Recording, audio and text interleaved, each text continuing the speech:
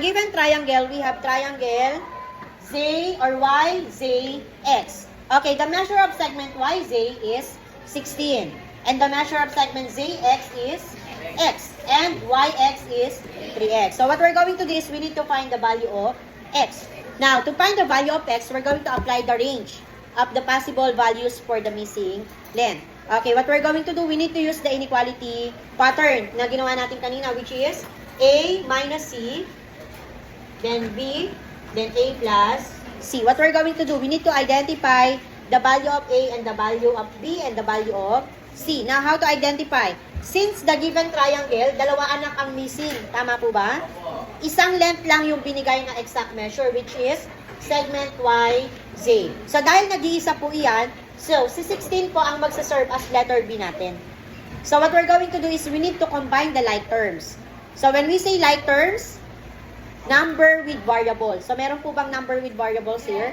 Ano po yun? 3x and, siya na po yung magsaserve as na A and C. And then, yung exact measurement, serve as our letter B. Sulat natin. Our A will be 3x minus x. And then, si B natin, si 16.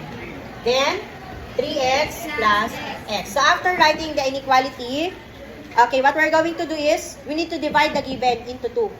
So, magkakaroon tayo anak dito ng dalawang inequality. Okay, unahin natin ito. Takpan muna natin yan. So, the first inequality is, we have 3x minus x less than 16. That is the first. Okay, yung second naman anak, ito naman yung tatakpan natin. Okay, at the same time, sa second, uunahin natin isulat to. Yung may variable, which is 3x plus x. Observe natin dito. Sino po yung kinain? Sino yung kinain? So, si 3x. So, meaning, itong less than magiging greater than. Ma'am, bakit po? Kasi sino kinain ulit? Si 3. Nandito si 3. So, babalik tayo mo yung inequality.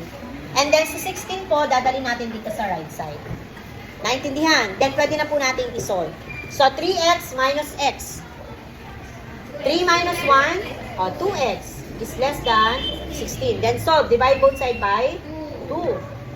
X is less than 8 lang. Tama ba?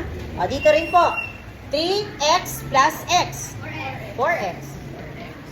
Is greater than 16. Divide both side by what? By 4. X is greater than? Okay. Then, after natin makuha yung mga value ng x, hindi to anak exact value kasi ang ginamit natin ay inequality symbol. Sulat na natin to para maging range of possible values.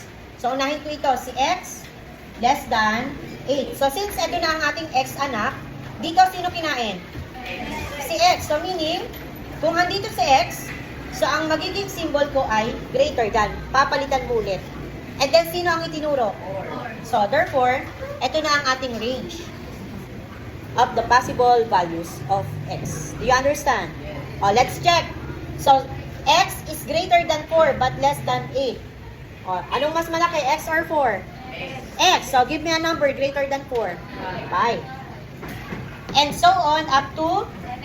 Okay, 7. So, ano lang yung number, possible value of x?